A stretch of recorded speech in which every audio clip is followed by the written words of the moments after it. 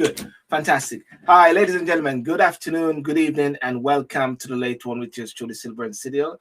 Thank you so much for this great day, and thank you for joining those on Instagram, those on Facebook, those on YouTube. Peace and love to you, Natural Beauty over there. And yeah, today is the 29th of July, 2021. We got a very packed show, very interesting show. And welcome. And without further ado, let me just go straight at it, bring in the gang. Ladies and gentlemen, how are you? How are you guys? Hey, good to see you again, Sylbourne. Awesome. Let me go first with Mr. Slowly, Gwenton Slowly. Ladies and gentlemen, former independent candidate.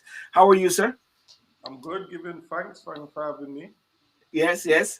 And Sir Garry K. Graham, Mr. Reverend in Leeds. Yeah, man, I'm doing all right. I'm okay. Taking the lead. I'm ready and raring to go. Ready to go. And Mr. Francis, the truth. Yeah, keeping it real all the time. Keeping it real all the time. All right, fantastic.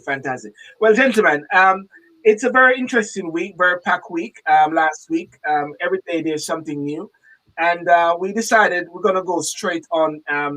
Anthony, what are we going to talk about? Let's talk about Dawn Butler.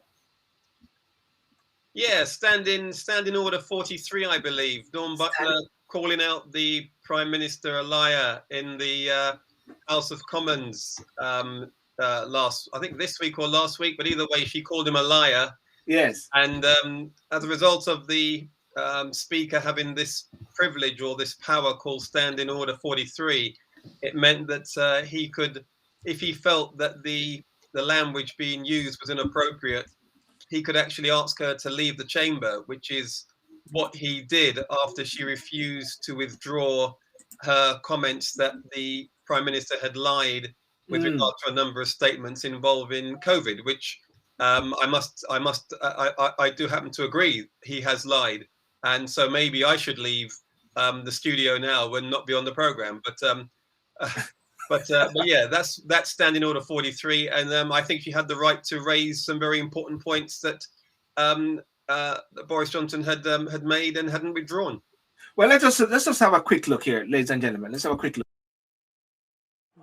Order. I'm sure that the member will reflect on her words just saying, perhaps correct the record.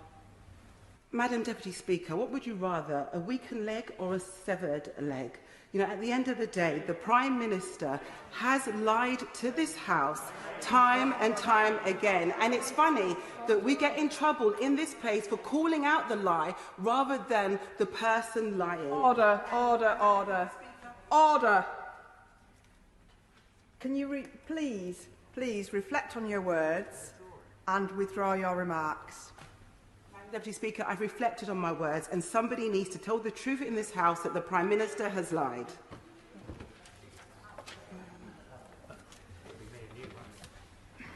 Under the power given me by Standing Order number 43, I order the member to withdraw immediately from the House for the remainder of the day's sitting.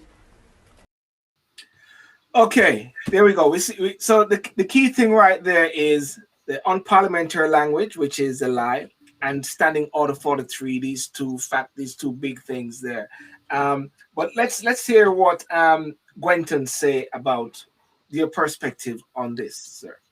I think the first thing we have to look at is the use of language. And sometimes when we mix emotions and try and use that to get a point across, we could then lose our professionalism and then end up using language that later we might regret. But sometimes someone has to be the person that takes that risk. And for all we know, Dawn could be the next leader of the Labour Party with this courageous move. So sometimes we have to understand that it could be a strategic move and a part of branding, because she's been spoken about for the past 2 weeks. So to me, if I was Dawn's agent, I'll be saying well done. But at the same time, we need to also look at the risk element that comes with this, because when you make such a courageous move, you need to make sure that everything in your corner is clean going forward. And Garry, your perspective before we dissect this? Well, I mean, what's wrong with telling somebody that they haven't told the truth or that they're a lie? I mean, if you think about it, I mean, what else can you call it? Back in the day, I mean, over the years, not only it's quite funny, you know, when you really think about it. Not only has lie been one of them unparliamentary words that you could use, but git and drunk and bastard and hooligan and idiot. Those were some of the names also that they could use at one time, you know. So, so I can understand if you want to. I can understand what my friend, my learned friend, there has just remarked. I understand, but at the same time, our representatives of the people over time have just lied. They've not told the truth, and I believe that is what you've got to call a spade a spade. Yeah. Well, it's interesting, Anthony. I mean, we're talking about some standing order for years now, hundreds of years. The rationale as to why was this implemented in the first place? Why is it that these unparliamentary languages are now deemed to be somewhat, hang on a second, this is supposed to be the house where you're supposed to be able to dissect, discuss truth, discuss lies. And as Dawn said, why are we getting in trouble for calling out the lie? You know, the thing which are unparliamentary, isn't it, Anthony? So where do you think you go? How do you see this going forward then? Because there's a question sign over standing for the tree and this whole standing order.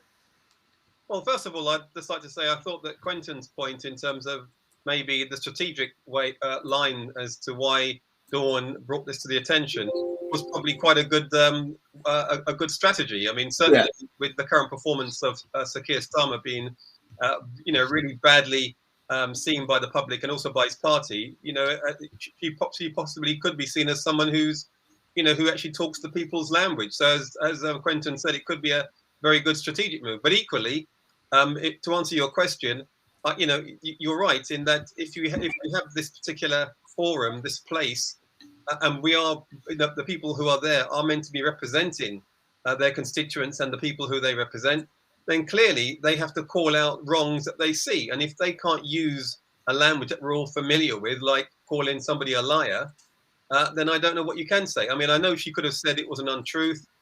Maybe that would have been acceptable. I know she could have said, he was unforthcoming with the truth, or he could have she could have tried to spin it a different way. But as Garry has said, that sometimes you've got to call a spade a spade. And I think, most of us watching the Prime Minister over the last few months would certainly concur that he has on many occasions actually told untruths. But saying someone is telling the untruth or lie, one has got to supply the evidence, isn't it? I mean, is that the right by her saying that or anyone saying that? Because I've got some more clips with Ian Paisley, Dennis Skinner, calling out so-called lies. It seemed like it falls flat right there, and it does. The whole standing orders tend to overshadow it. But is it that because parliamentary privilege is something which I understand is crucial, whereby they can say anything in the House and they won't be sued? Yeah, I understand that. But at the end of the day, I mean, look, I'm pretty sure, as Gwenton has said, I mean, she when you make a statement like this to about the Prime Minister, you have to be clear with your facts so that you don't end up with all egg on your face the following day. And I think in her case, she was actually calling out things that we all know that he has said which were untruths. It's a little bit like we can all say that when Matt Hancock came to the House and said we have a plan for COVID, that was a lie, because there was no lie. Sorry, there was no plan. So I think in that, I'm pretty sure that all the things that she made reference to, she could back up with evidence. And I think what really is astonishing is that the Prime Minister hasn't actually even come to the House to defend himself. Garry, Gwenton? I don't think I can put this as so eloquently as my friend Anthony has just said it. I mean, if I say anything, it's going to destroy everything he said before. So I'll keep quiet on this one. Gwenton? Yeah, for me, I'll just add and qualify a point, and it's code of conduct. And we have to remember that a lot of these people start off as MPs or councillors from the grassroots. So if you're starting off as someone from the community and you become a councillor, you might not have that training that someone else has had. So when you do get voted as MP, you're still rough around the edges. You might make certain mistakes that other veteran politicians would make. And we have to also understand that if this was an independent party making such a bold statement, it will have a different effect. It's because Dawn is from one of the major two parties why there's such an uproar. But if it was someone else that said that, it wouldn't really get the effect that it has done and the traction. There is something I want to show you guys, and I believe Reverend Ian Paisley said it very well. And to wrap up this bit here, and just listen to it for a second. To be in this house to hear the exchanges, and I do ask him, as a long-standing member of this house, as a senior statesman and parliamentarian, to order. I do ask him to oblige this house and to oblige the chair by withdrawing the word falsehood. I would be most obliged if he would do that. Madam Deputy Speaker, or Madam Speaker, sorry, Madam Speaker, I would like to stay in this house. But there are far too many issues in Northern Ireland that weigh on me at this time. And the people of Northern Ireland would say to me, why did you not stand by what you said outside the house? And I stand by what I said. It was a falsehood, it was worse, it was a lie.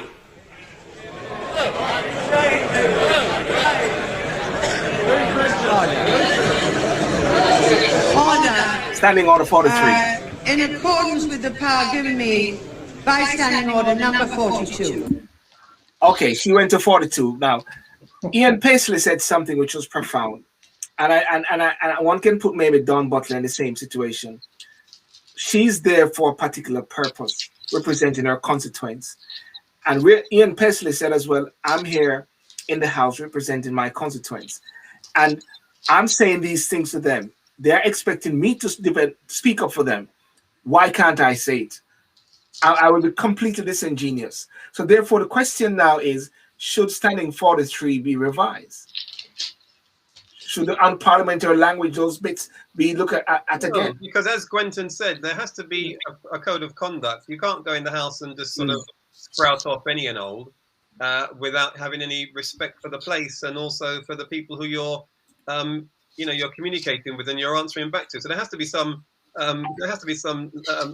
procedure around what you can and can't say. But I think at the end of the day, as I've said, and Ian Paisley made the point perfectly there, that it's no point him saying things outside and actually not being able to go in the House and repeat it if that's what he believes. I mean, he is a representative of the people, and he is there to hold individuals to account. And if he feels that somebody has said a lie, or in Dawn's case, the Prime Minister has lied, then I feel she should be able to use that particular word. I mean, certainly I wouldn't expect her to swear or to make any derogatory statements or phrases, but I certainly feel that if someone is actually told something which is a lie, then you should call them out.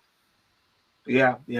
Well, it's interesting days, but somehow, Gwenton, I think this thing is somewhat dead. I don't hear nothing more about it since we spoke about it. I mean, has anyone heard about it since? Yeah. It's another dodgy day thing going around. I mean, we've got to remember. I mean, look what's happening in our world today, man. I mean, I speak. I'm a citizen of the country, and I hope I'm upright. But I'm also a minister of the gospel, and I believe.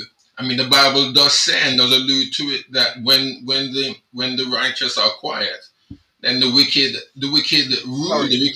The wicked has their day. And if I agree, and I stand by what Antonia said, and I understand what Gwenton, is it Gwenton? Yeah, has said. But we must be able to say when falsehood when falsehood has been done, has been said, when a lie has been said, when someone holds a public office, such as our learned friends down in the House of Commons there, stand to represent us and to speak on our behalf, as well as to represent us in the world. Yes, there is a degree of sobriety that needs to be that needs to be shown. And yes, if falsehood has been done, as Ian Palsy addressed, and if a lie has been said, as what Dawn Butler is trying to say, then yes, I would stand behind anybody. Now she didn't go in there cussing and going on like a mad black woman. She didn't. She stood, she spoke eloquently, everybody understood what she was saying, she presented her case, and she spoke. She spoke just as clearly as any decent person. So I don't think she did anything wrong. I don't think she said anything wrong. She called a spade a spade. So I would always support. I would not only Dawn Butler. If it was a white woman, I would support that person. Any man, especially in the day that we are living, when men can stand anywhere and tell a blatant lie and just walk away as if it's the truth and be happy with it. Yes. Just to say for persons who are commenting, apparently if you comment on the YouTube channel or whatever, it comes across. What I'm seeing is Facebook user for some reason. Don't know what is that. Anyway, we're wrapping up on that. What's the way forward, Gwenton and then Anthony, you believe in this particular situation? And as for Dawn, what advice would you give to Dawn, if anything, at this time? Yep. The advice I'll give is this: everyone's got an option. And the option is either you run as an independent and have more freedom. I see Sylbourne laughing because Sylbourne knows I'm an advocate for that. Or you run within the constraints of an organization and deal with being reprimanded for speaking out of terms. Or you weigh up the pros and cons, and it might be a bit beneficial on a one-off to get kicked out of the house, who knows? And then you make that choice. But I think it's personal choice. And one of the things that was said in the second clip is this: if you're representing a constituency and you're actually saying stuff to the people you're representing outside, you have to follow through with that when you're in the house. This is why you're elected, to be the voice of the people. You cannot have two voices. That's not transparency. And Anthony, your last word? No, I just concur with what Gwenton has said. I think that's it. Okay, fantastic. Did we freeze a while ago? We froze a while ago, did we? No, you're fine. We're fine. Okay, well, listen, let's move on now, because there's another bombshell sort of scandal. I think it's more than a scandal, Anthony, isn't it? And Garry and Gwenton. Lambeth Council, which has been found with years of abuse, pedophilia with children. I mean, I'm watching my words, I'm coaching my words, because there's been this talk about history of pedophilia with children in social care, which has been given over sometimes to politicians or whatever like that. That is something which has been. Yeah, you've cut off Sylbourne, but just for continuity's sake. Oh, you Yes, just cut off. I'll wait for you to finish. Yeah, no, you continue now. I just got sorry. Well, no, I was simply going to say. I mean, you're right. This happened back in the 80s, when maybe some of us who aren't as old as maybe I am, certainly, will remember that Linda Bezos was one of the leaders of Lambeth Council back then. And this is a time when, sadly, we now hear and we now find out that paedophiles were almost left to roam at their own leisure through the service whereby children were in care. And I think, you know, when I've watched some of the interviews with individuals who have come forward and have actually, you know, let their anonymity go to actually say what's happened, it's been absolutely shocking. I mean, you had one set of siblings who all of them have been abused in the system. Yes. And the fact that Lambeth, now we know from the report, were culpable because they knew what was going on, they knew about these paedophiles, and they did nothing. You know, quite frankly, it breaks my heart to think what those individuals must have gone through in a system that they were supposed to be cared for and protected. And I put my hands up because one of my daily job is going to court and removing children at times going into care. Yeah, that's my job as a solicitor advocate for a council, and I've been doing it for years. And it's a challenging thing, whereby we sometimes many times hear of the cases that fall through the crack, but we don't hear sometimes of the thousands of children which have been saved. But in this particular case, it is a clear colossus failure. And I even heard Nick Ferrari or someone speaking to the previous leader or maybe director or so, and she made it like she didn't know, you know, and that's a shame, really. Gwenton, I don't know if you have been aware of this, and you know, 'cause this is close to our boroughs, you know. Yeah, for me, obviously, because of confidential reasons, I can't get into certain things, but yes, I've been privy to certain behind-the-scenes information for many years now. And as things start to unfold, you will see that it's not just Lambeth Council. This is something that was happening across the city and beyond. And it was a culture of, do I blow the whistle? What is the consequences of that? Being someone that's been in that position before, for those of you that don't know, on the back of a 7-year-old boy burning to death in his bed down in New Cross, 3 streets away from the original New Cross fire.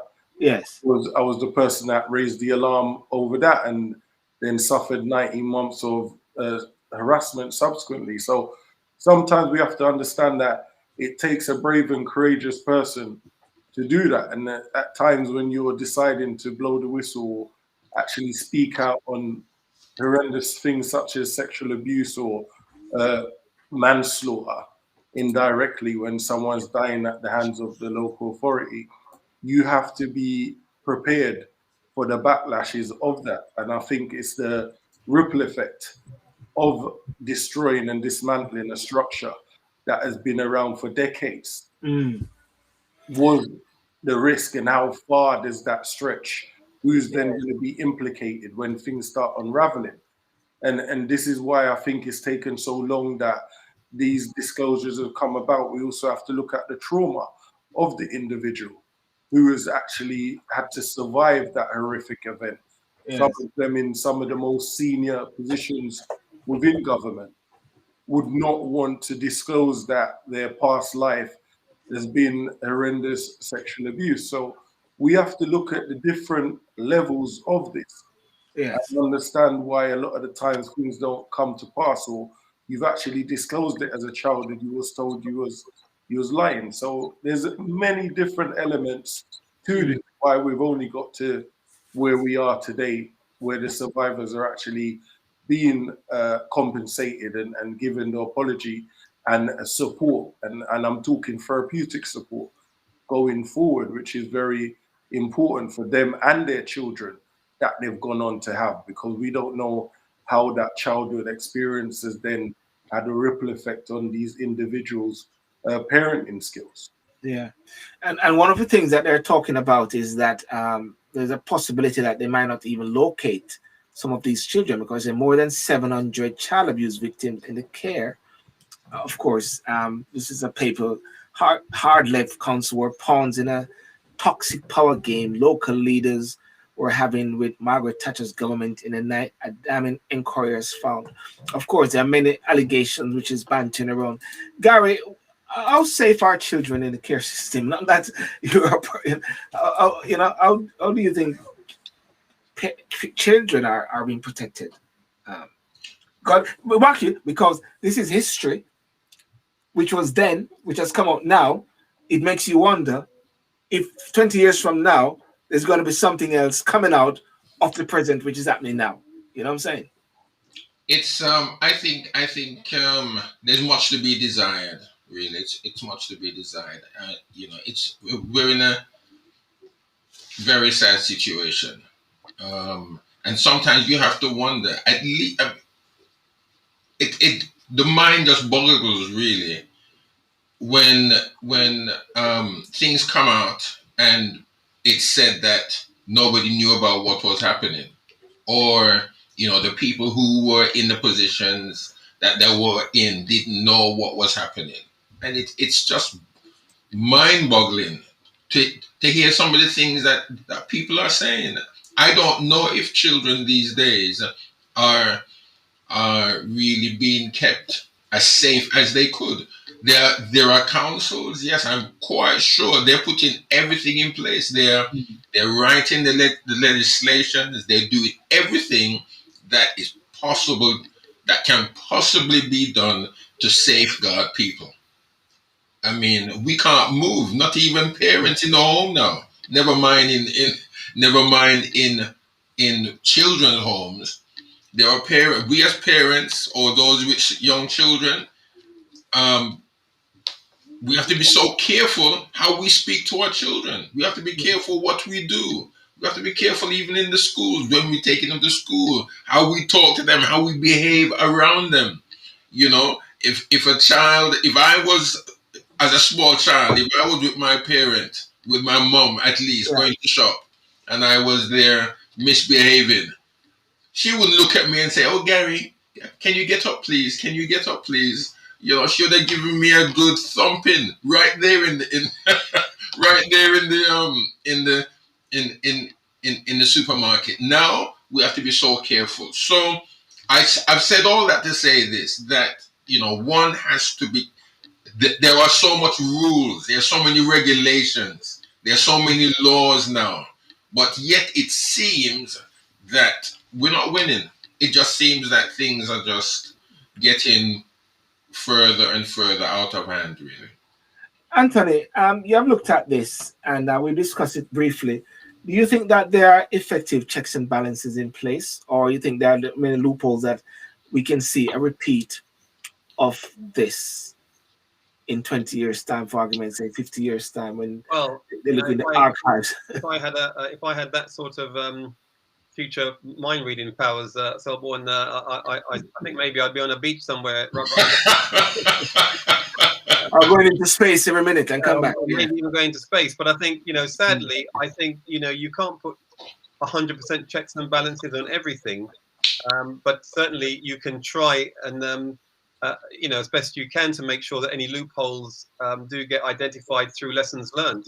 And I think, the sad thing that we've learned through history and through similar events in terms of, when things have come to light, is that, we have found that sadly, not many of the councils or boroughs or governments do seem to learn from history, because history seems to repeat itself, and we have similar events that keep occurring time and time again. It may not be in 5 years, but maybe in 10 years there'll be another scandal involving something similar. I mean, we've recently heard with the Grenfell inquiry that you've had people who were in charge of buildings that had no formal qualifications. You had people who are chief execs and managers of people's safety had no formal education or even background in those jobs. That they never done any training at all. So you wonder why those individuals were even in post in the first place to be able to be looking after people. So you look at the children's safety net here, and of course there are loads of children sadly in care, and you would like to think that they are getting the best possible care. But we do know, sadly, that there is going to be bad apples amongst individuals. And as Gwenton has already stated quite rightly, there is a consequence to actually stepping out of line and being a whistleblower. Not just back in the 80s, but even today, we see people, making a statement against various authorities, and, their career is suddenly ended because of the backlash. So people are mindful of that. And that's the reason why, sadly, we don't have many people who speak out against the system or against an organization because they know the consequence might befit them. So, you know, I think it's easy in hindsight now to say that, you know, people should have known, and they probably did know, but they just perhaps turned a blind eye because it suited their circumstance at the time. Yeah. If I read something here, and this is a bit which I sort of clear off with this. Sandra Ferron said she was one of the survivors of the Lambeth Council Children Home, which is Shirley Oaks, revealed the horrific abuse they were subject to as the report exposed how predators infiltrated the system to abuse 705 victims. Elizabeth McCourt was sexually abused at Angel Road Care Home, told BB News she was later kidnapped by a pimp and forced into prostitution because of the council's negligence. Philip Well told Sky News he was 10, and over the course of 7 months at Shirley Oaks, he was sexually abused 2 or 3 times a week by a teacher. He reported his injuries at the time, but was ignored by staff, and it went on to become a dark secret. He went 60 years without revealing what had happened to him. I mean, I think what is happening, there's so many hurt and secrets and things which are in people now. I mean, I don't know if you guys watch a show. I had a show recently where a young lady was abused by her father from the age of 8 to 10. And now in the age of 50, she's now dealing with it. Lo and behold, the father passed away a couple of days ago. She feel gutted now because, you know, she's not able to have that closure for that apology and for that, you know. So therefore, there's a lot of hurting people out there. Sylbourne, if you just revisit and we reflect on not so long ago, we're not even having to search and go back decades. We're talking 5 to 10 years ago up in Rotherham, where young females were being trafficked and sexually exploited. A good friend of mine, Sammy Woodhouse, we deliver safeguarding training together. There's actually a law come out on the back of Sammy speaking out, Sammy's law, where you could check the background of your partner in case they've got a history of these kind of things. So we don't need to go back decades. We've got places around the country that are still struggling with this. Now, if you speak to different people that deal with trafficking and specialize in that department, they will tell you that young girls and boys are being trafficked across the country. If we look back just at 2 months ago, where people were driving around in white vans and snatching school children. So elements of this is happening. What we've got now, because of social media and media, it is more in the forefront. Yes. But we don't need to look at decades. We're still in a state of chaos, where whether it's for religious reasons or whatever it may be, cultural preferences, people believe that this sort of practice is acceptable. So that's something that we can't shy away from, although it might not be within our paradigm acceptable. But when we look outside, there's other cultures that believe that this is acceptable practice. In wrapping up, what's the way forward, if anything, Gary, and then Anthony, and we'll just move on to the next topic. What's the way forward? The truth. That's what the truth and transparency and accountability, and everybody exposed, isn't it? Yeah. I mean, can I approach it from where I sit in reality? Yes, please. And even though it's not a religious program or anything like that, but it's just the heart of men. Just you know, human beings are at fault, and in as much as all what our friends and my friends have said on this panel, which and they're much learned in that than myself, with all that is in place and the laws and the regulations that are coming into place, and you know, it's the heart of man. It's desperately wicked, man. It's desperately wicked, and is it going to get better? I'm the prophet of doom here. I don't know. I don't know. I can't say it will, but I just don't know. I can't answer that. Well, I could, but I don't know if anybody would want to pat me on the back and say, "Well done, Gary, for saying that." You know. Yeah, Anthony, wrap up on that one point there. Well, as Gwenton has said, we don't have to look far for, sadly, for other instances. Rotherham is a case in point, which I'd actually sadly forgotten until it was just mentioned there. So, you know, I think it's really a case of, and again, I think Gwenton touched on it as well, that sadly, when people are abused, it's not something that you come out normally and say because of the shame and stigma attached to it. So I do hope that lessons will be learned. I do hope that checks and balances will be put in place as we referred to. And I do hope that going forward, there are fewer and fewer of these incidences involving young children. Yeah. Okay, well, ladies and gentlemen, we'd love to hear your views on that, and follow up. And it's a big thing in the UK, and of course, make sure we keep our spotlight on that, and make sure that it doesn't sweep under the rug, but it won't. But anyway, on a lighter note, are we now controlled by the big tech? Mark Zuckerberg said he's making sure that he split the money, so those who are into Facebook and ads will get some money because they made some serious 5 billion or so profit. Everybody's making a lot of money in this pandemic, guys. Some are flying to space. You know, Anthony, here's another one. Mark Zuckerberg. He says what? You know, these guys are. Well, I think we really the big tech companies basically now are controlling the world. I mean, I think, you know, that's a statement I'm sadly going to have to make, because when you look at those companies and the influence that they have now, I think from the report, if I'm not mistaken, it's either Microsoft or Google. The quarter that they've just posted results for, I think they made £14 billion profit. Wow. That 14 billion was equivalent to what they made all of last year, and they've made it only in one quarter. So when you add up all of the top 4 or 5 big techs, the money that they're making is equivalent to a small country, or at least a medium-sized country. And quite frankly, you know, the power and influence that they now have over us, because we are so reliant on tech. I mean, there isn't anything now that does not involve tech.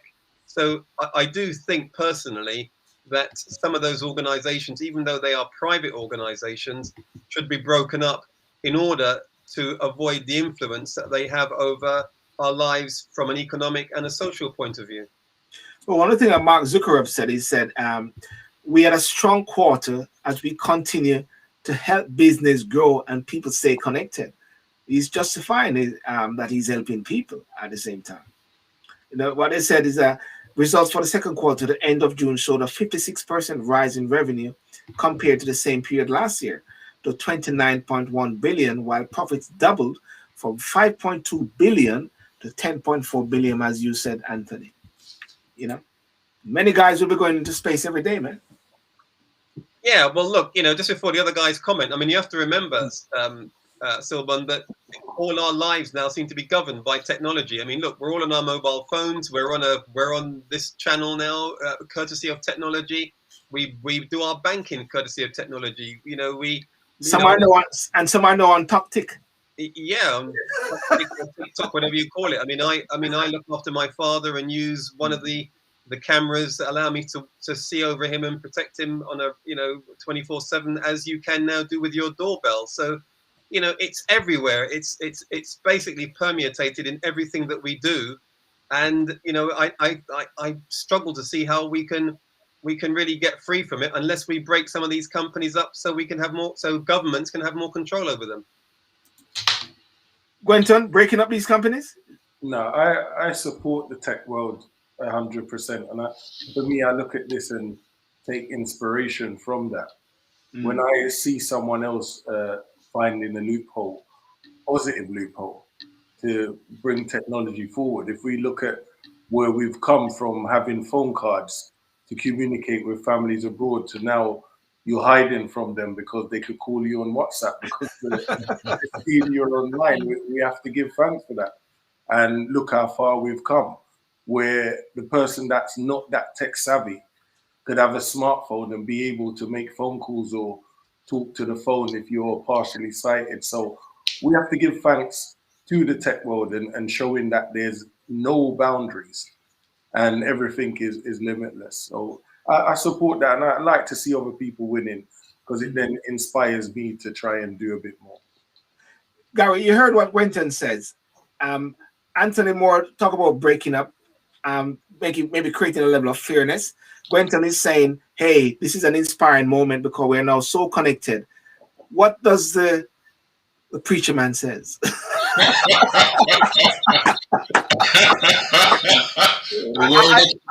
I tell you this joke before you answer. They spoke to a mathematician once, and they said, how much is 2 and 2? The mathematician said 2 plus 2 equal 4 or minus 4, depending on appreciation, depreciation. The accountant said, depending on fluctuation or whatever. They went to the lawyer. The preacher man said 2 and 2 is 4 till thy kingdom come. And I went to the lawyer. The lawyer said, how much you want it to be? So the preacher man is the truth. Yes. Well, I mean, Alphabet, Apple, and Microsoft for the same period, first quarter, 57 billion. Now, if you multiply that by 3 or by 4 for the end of this year, do you know how much money that's going to be? Do you know how much money? I mean, that is, it's a phenomenal amount of money. And I think that, the text, I mean, Sylbourne, sorry, so I'm always keep calling you Sylbourne. But Sylbourne, I mean, you you can remember when you were back in Jamaica. Ochi, say the name. Ochi. Yeah, in Ochi, and I'm in Kingston. I don't think I knew you very well then, but my wife's family and your family were pretty close. Yes. From that area. But can you imagine we in Kingston at that time, the only time I could talk to you was when I pick up the phone, and if I miss something, I had to wait until I get into Ochi to talk to you about it. Now the thing about it, I think we all, and I welcome, just like what Anthony has said, I welcome the tech because my parents are still alive. We can be in touch. At a moment's notice, within seconds, we can be on WhatsApp. So I'm not one hiding from them. I'm welcoming. I'm one of those welcoming a call from my parents whenever it is possible, at any time of the day, at any time of the week. But at the same time, as we were talking about last week, with this amount of money being raked in every 3 months, they'll be able to go to the going to space and live up there for the rest of their lives if they want to, and don't have to worry about what's down here because it's keeping them up there. There was something to say about Jeff Bezos. Yes, I was going to say. Yeah. I think somebody didn't like him so much that he said that he should stay up there. Well, actually, he said recently he's working towards going to the moon. And he's willing to donate a lot of money to the astronaut, I think NASA or whatever like that, in a way for him to live up there. So I think that is the person's wish might be coming true eventually. But I want to go back to what Danet said right here. The big tech companies should give back to communities, having a level of social responsibility. Anthony, I don't think they're going to break up well unless whatever, something happened. What is the way forward for them to somewhat contribute? Because Mark Zuckerberg is of the view that the reason why he created Facebook was to keep people connected, and it is working. And then he saw he could make money, and he's still connecting people. Yeah, but I think we have to be really careful now. I do agree with Gwenton in terms of innovation and people finding loopholes, exploiting them, developing them. And making them more dynamic, and the fact that we can now have this conversation on this platform is fantastic. Yes. However, if you now take away Facebook, which you had the president of the United States complaining that he couldn't have his platform on Twitter recently. Yes. You had, if we took away Facebook now, if we didn't have Amazon and Google and these platforms, people would be going AWOL because they would be saying, this is what I need. So the fact that those companies have that level of control over what we can and can't do in terms of what we can and can't do, should I say, in terms of the apparatus and the platform. If the Apple network suddenly, if the Facebook network collapsed today or switched off today, you would see an uproar from governments from here to New Zealand and back, A to Z. And I think that's my concern. They simply have too much power. They're more powerful than a government in some countries, in some places. No, that is very true. I mean, they're really powerful. As what someone just said a while ago, that's just it. We're falling for the propaganda. The key word is they're spying on us, and we're allowing it. New tech, and we're loving it. You need to watch Enemy of the State. So, without a doubt, we are actually giving them, Gwenton, a lot of power in a way in our lives because they actually have so much information. But at the same time, we relish it. We love it. I go on my walk and talk in the morning, and I'm saying, "Hey, good morning, everybody." I mean, if Facebook go down, I'm saying, "Oh my days." If Instagram goes down, I say, "Oh my days." You know what I'm saying? So therefore, they're serving a purpose. Sylbourne, look, it's the same as an addiction. When we use the word addiction, a lot of the time people think of drugs, alcohol, gambling, and other stuff. But we need to look at the social media and the easy access to technologies. It's an addiction. A lot of people can't do without touching their phones for 10 minutes. Yes. Can't even leave all the tech stuff at home and go and sit in the middle of the park and get some vitamin Ds. So we need to look at it and see that although we talk about sugar and other things being dangerous addictions, so is this. And when you are unable as an individual to not live without the tech in your life, then you're in serious problems. So we need to have a balance and understand when it's becoming dangerous and we're no longer in control of ourselves because we're so addicted to using these devices that make things rapidly. A quick example of that, I can't remember the last time I spoke to someone on the phone unless it was about business or some sort of work thing. Family members send you a WhatsApp or a voice note. Nobody talks to each other anymore. So you could go the whole week without having a phone conversation with someone because everyone's now used to sending texts and WhatsApps, even though it's improved a lot of people's spellings and other things. But at the same time, a lot of people forget what each other's voices sound like. That's true. I want to bring in, guys, I got a lot of comments and I want to ensure that there's a level of interaction right here. And we're falling for the propaganda. Okay, we got that one done. It said so much is given. We so much is expected as long as they pay good wages and give good to charity. This is for you guys, nothing to do with me, because I'm not the one who's enjoying the live show, although the female energy is missing at Sylbourne. So so you guys are being redundant very soon, you know what I'm saying? But that has nothing to do with us, it's all you're doing. So but I must confess that thank you for saying that on the sofa. The interactions, based on what I'm seeing, they're all ladies, actually, funnily. So we have ladies interaction here. So and I do have ladies in the making because and I say this now. One of the things that I'm doing is asking persons all over to come onto the show. So I've identified a few ladies as well on the sofa. You're invited as well to come on the show. So yes, thank you for that. We're making sure that it's going to happen. The power of the people is more powerful than people in power. And Letitia Sims, a true Gwenton. I think she's saying true to something you said earlier. Sometimes I wish we could go back to the days without all this high tech. Ooh, think about that. Going back. Just in closing on this one, I mean, Gwenton mentioned something about the addiction. I would challenge any of us. What's the first thing that we do when we wake up? If the mobile's not already on, we certainly will turn it on. And the first thing that we're going to make sure we have before we leave the house is the mobile. You know, that thing is constantly with us 24/7.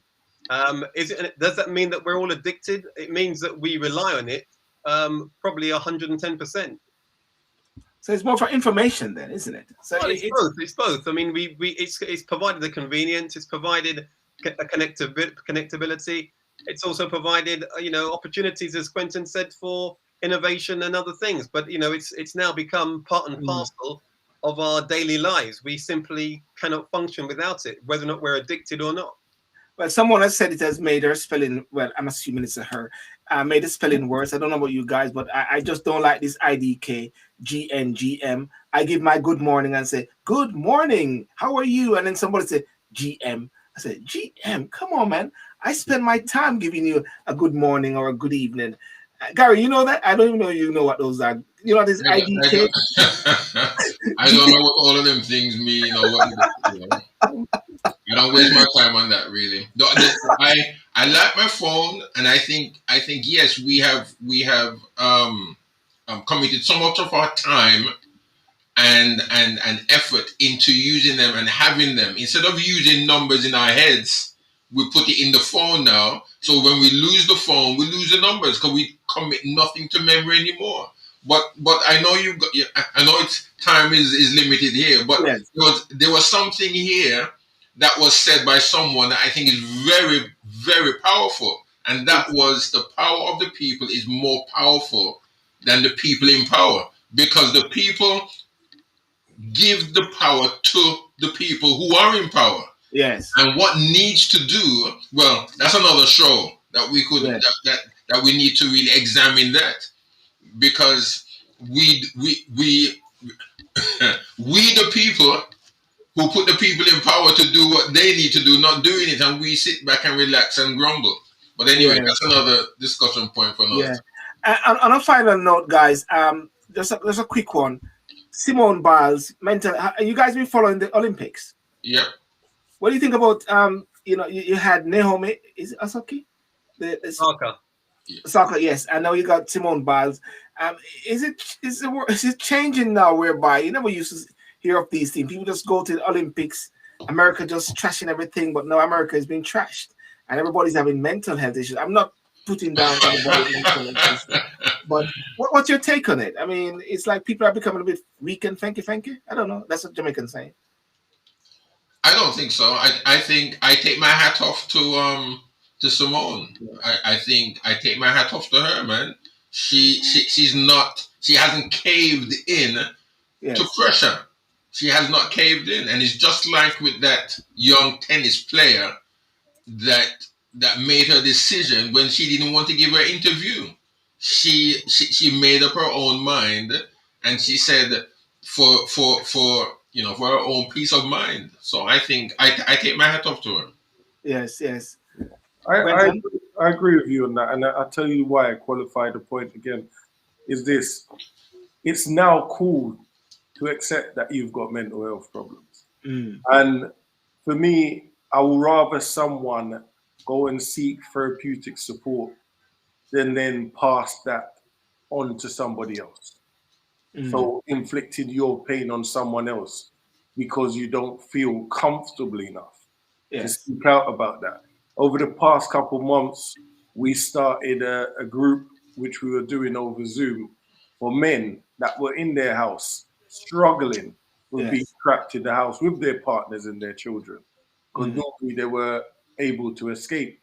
And the information and sharing that came out of that group was something that we wouldn't have believed some of the individuals were going through.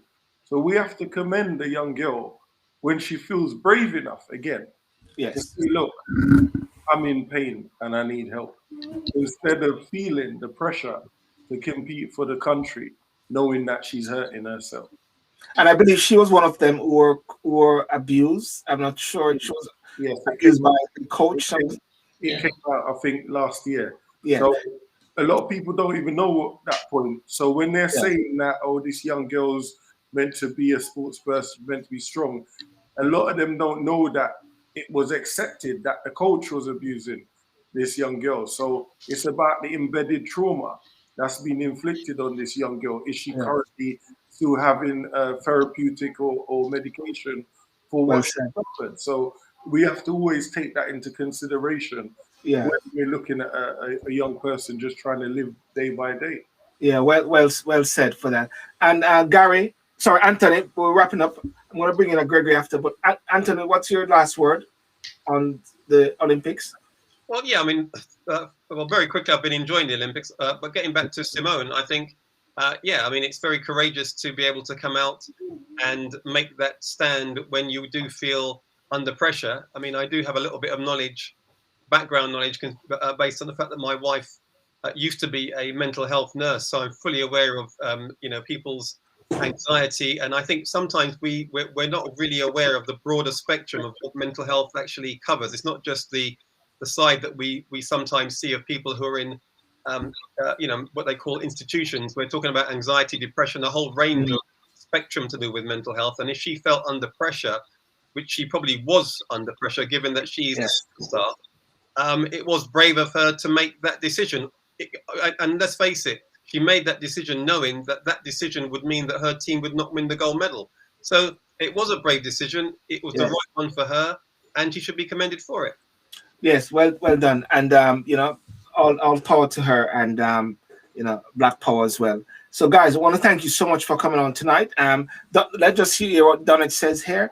I think that lockdown and lack of spectators that would include family members may have led to an increase. I think she also said that as well, you know, not having that support network as well.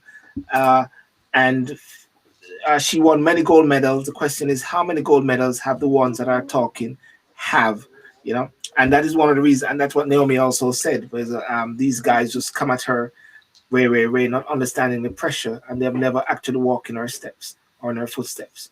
All right? So, guys, listen, I don't want to keep you guys, but I have a gentleman who's talking about the Emancipation Day, this from July the 30th to August the 1st. He's just going to come in now. If anyone wants to go, I'll let you go, Anthony or Gwenton, but I'm just going to bring in someone now just to speak about a couple minutes on an event this weekend. All right, guys, should I bring him in? Yeah? That's fine. That's fine. Whichever want to go can go. Anthony, I don't know if you want to disappear. All right. Thank you so much, guys. And bring in Mr. Gregory Roberts. How are you, sir? Sylbourne, I'm great. How are you? I'm not bad. I see. Are you in Jamaica? Where are you? I'm in the Jewelry Quarter, Birmingham. You're in the Jewelry Quarter, Birmingham. Yeah. Maybe I'm not as bright as everyone else has been, but I'm actually in the vehicle and took some time trying to find the best of lights around here. Yes. Well. Listen. What's happening July the 31st? July I the tell 30th. you. Well, on the 30th, which is Friday. Yes. We will be having the open market from 11 till 5 p.m. 11 a.m. till 5 p.m. on the grounds of the New Testament Church of God, the Rock, at Spring Hill, B18. I think it's 7 HF. I think. Yes. Now we'll be having loads of things on sale. I think that one of the attractions will be all day Jamaican breakfast. So the food will include mackerel and rundown. Some people say mackerel rundown. Where to run go? Well, I hope it's not gonna further than somebody's belly. but you can always tie that up with some bami and some boiled banana and stuff like that. And certainly, you know, the best of cereals will be on display. Some slush for children to enjoy. Various groceries, yam, sweet potato. I know that this is not as big as we would have wanted it, but we want to get something started and to celebrate such a massive thing as emancipation. Okay, that's the point about it. The whole essence about it is emancipation. We're talking about, yeah. What are we celebrating? Yes. Yes. And what is the message you're saying about emancipation, and why is it? Do you believe it is something? There's a distinction between emancipation and independence, isn't it? Yes, a massive distinction. Massive distinction. It turned out that, you know, up to 1962, it was emancipation that was celebrated 1st of August, and even after growing up in the 70s and 80s in St. Mary, we celebrated that as a family. Yes. But, you know, more from a political standpoint, more power, more money has been put into independence.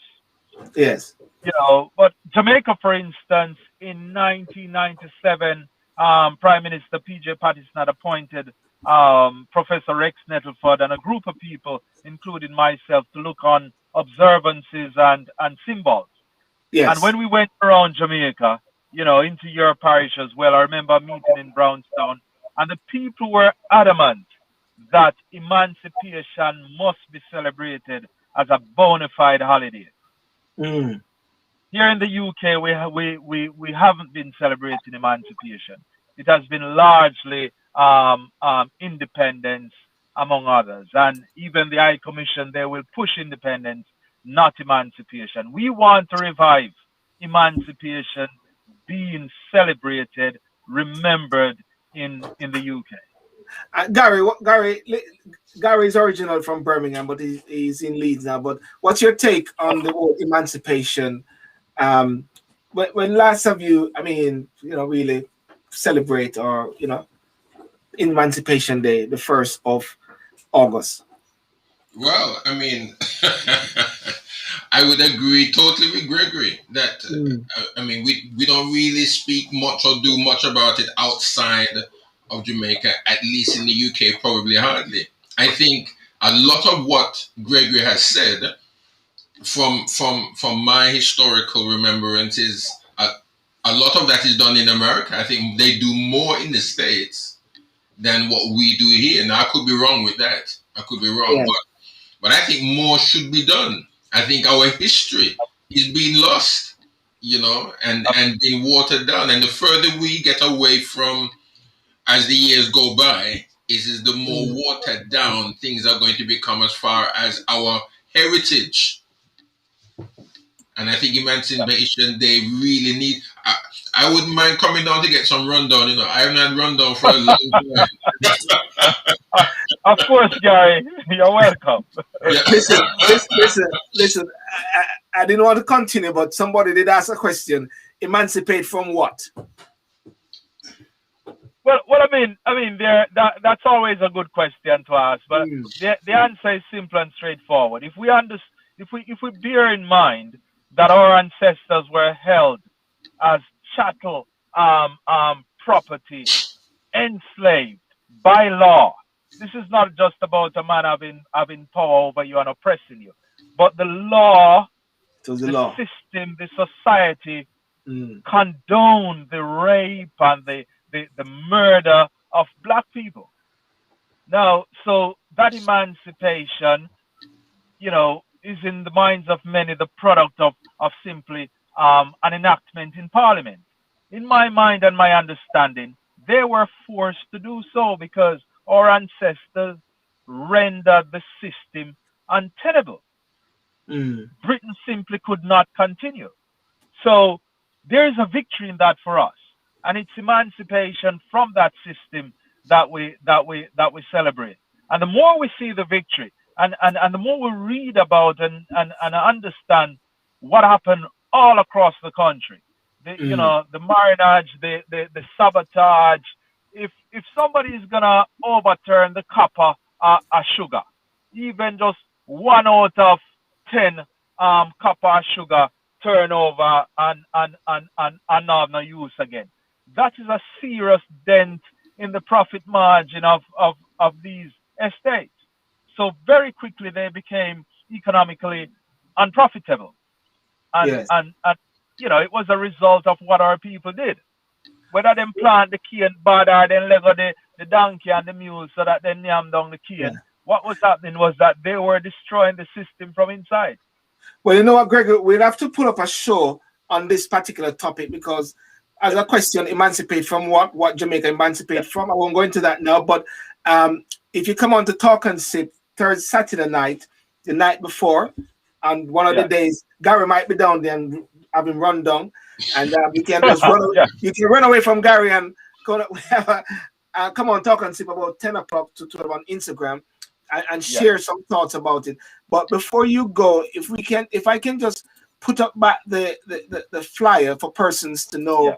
Thank you.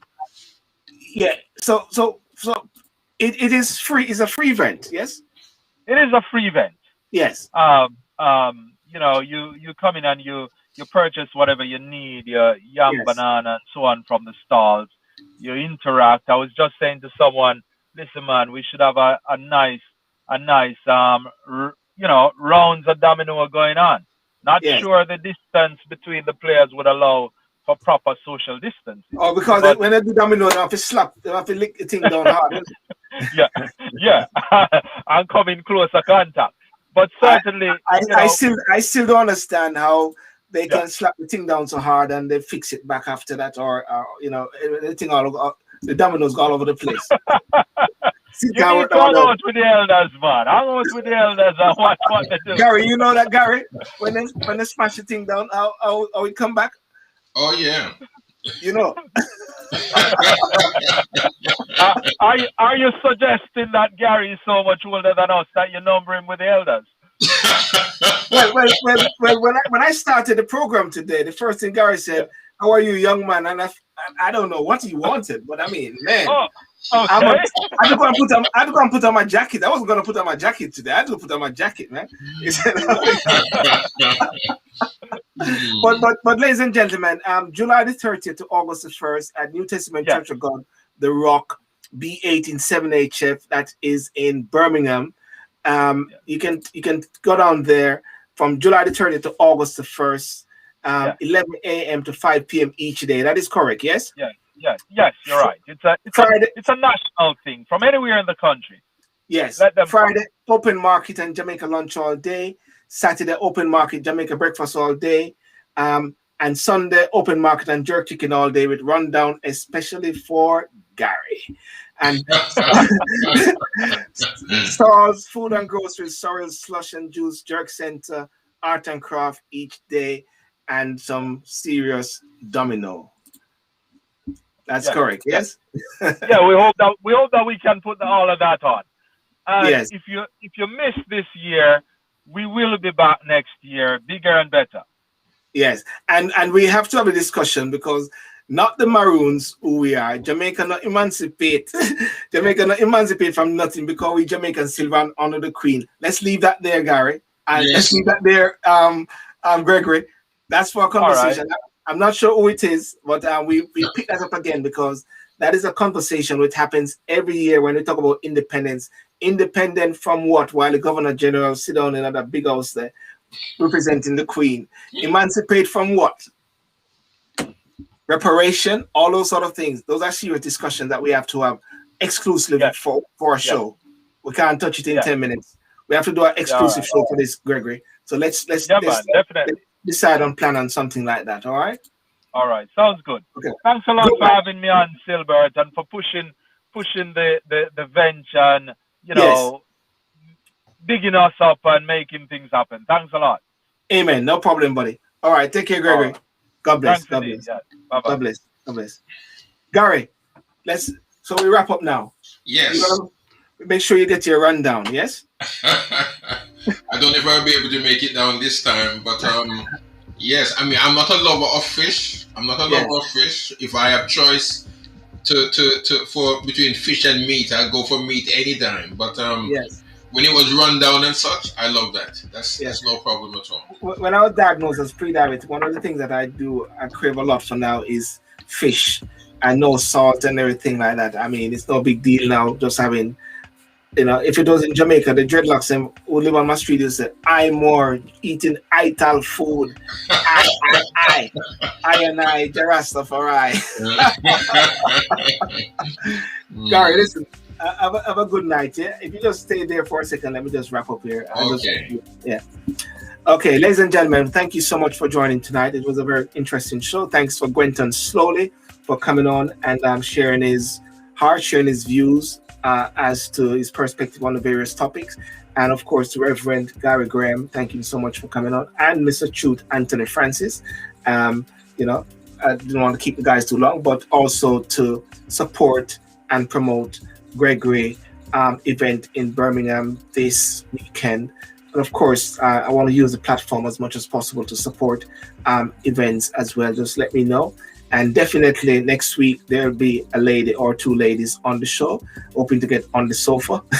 Maybe get Mrs. Graham on the show as well and put Garry to one side. So ladies and gentlemen, thank you so much. Remember to like and subscribe to the show. And thank you very much. And have a good night and see you next week. And tune in to Talk and Sip this Saturday night from 10 p.m. to 12 midnight, 10 p.m. to 12 midnight, and that is exclusively on Instagram. Okay? Good night. Bye-bye.